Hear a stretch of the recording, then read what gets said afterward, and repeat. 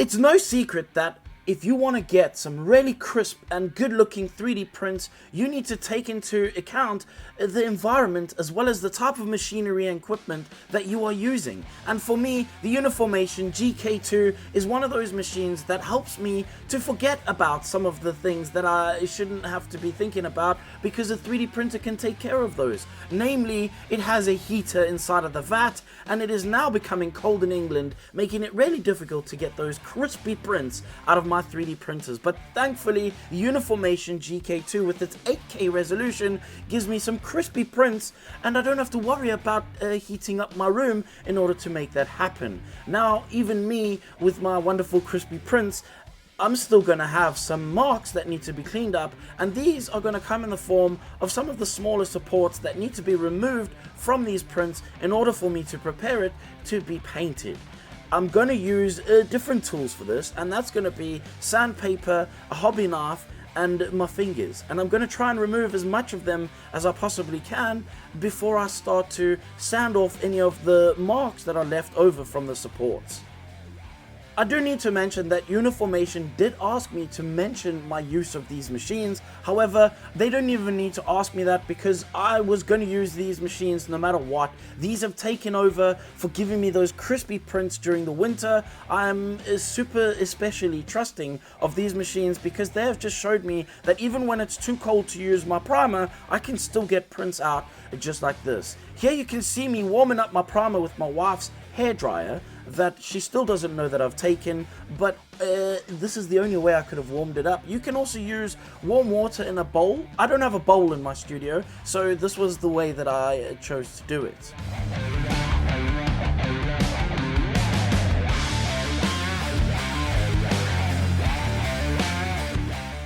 Now, working on this base, I'm going to do my usual method of slapping paint all over the place and hoping for the best.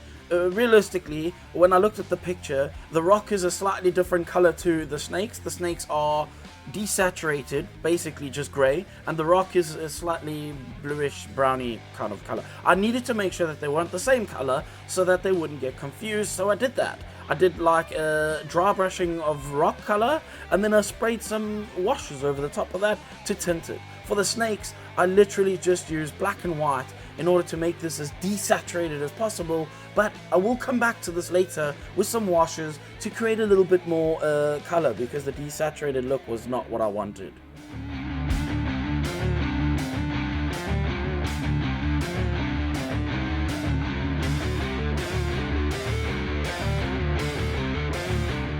Now, you may have noticed that I've glued a couple of bits together on this model in maybe awkward places during the process of painting, and realistically I did this just to make it easier for the painting for me, because I have to get these models out in quite a short space of time. I really don't need anything that's going to slow me down later on down the line. However, I'm not really sure if this was the best option, but when I got to sticking on the little flappy thing over her leg, I realized that this was very helpful for me. So if you are going to paint this model, maybe you want to stick some of the parts together that I've stuck together before you start painting the model.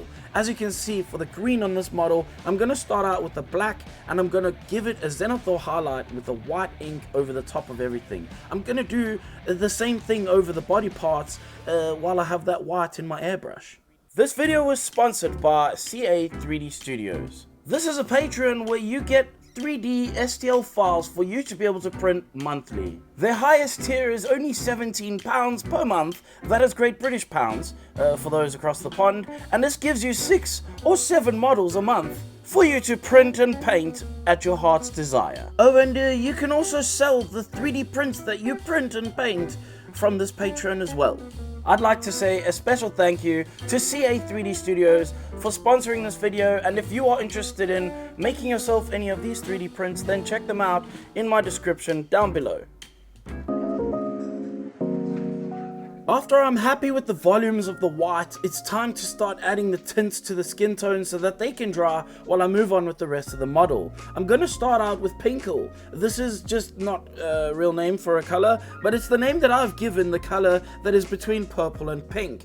When that has dried, I'm going to spray the bottom of that with this transparent red, which is going to create a lovely magenta tone across the entire body. Of course, you don't want a human to be purple because this looks like a grape and not like a human, but it will come together as we get further down the line.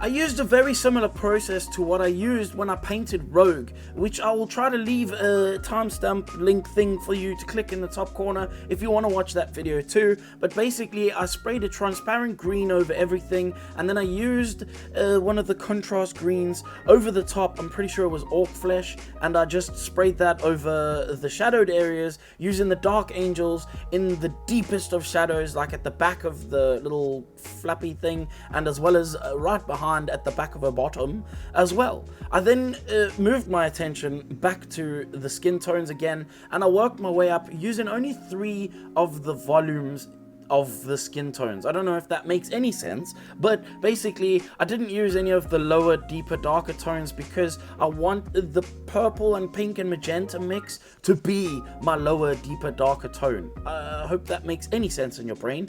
And I'm just going to work my way up on the highlights, only spraying each individual area in a smaller and smaller and smaller pattern until I get to the brightest points, which are going to be the smallest areas that I spray.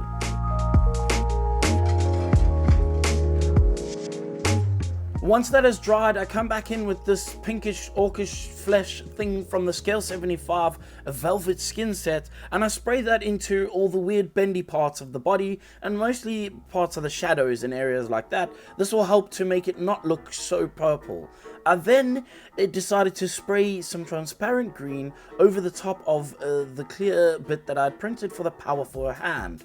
It was time at this point to start working on the suit of Lady Loki, and for that I mixed Black Templar with Dark Angel's green in order to create the green that I wanted for the sides of the suit panels. Originally I just used the Dark Angel's green, but it was just not dark enough. I needed way more contrast, but I also didn't want it to be pure black. I wanted it to have a slight tinge of green to it.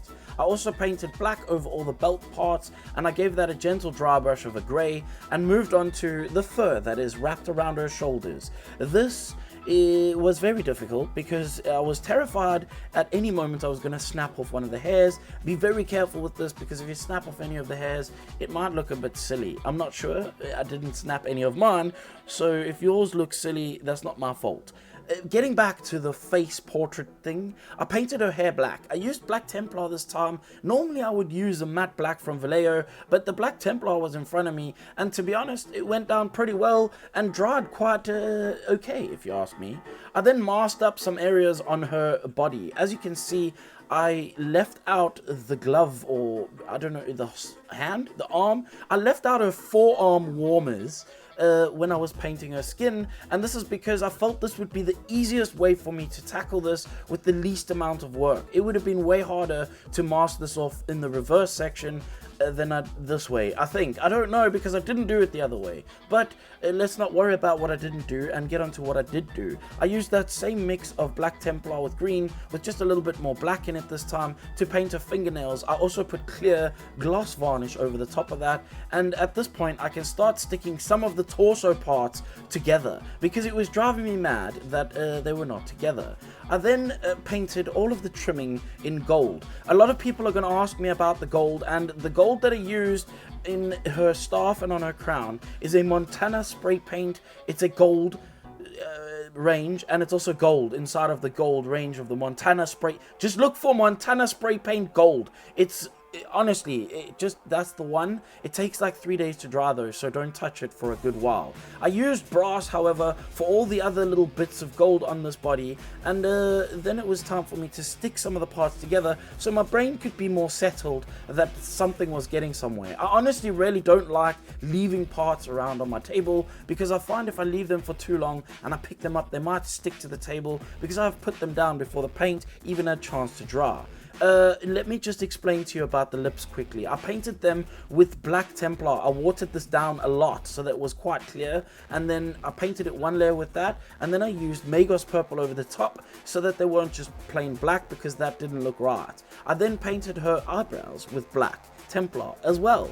This Black Templar is actually becoming pretty handy. Her eyes, however, I did not use Black Templar because the matte black just flows so much better, and I painted them with matte black from Vallejo.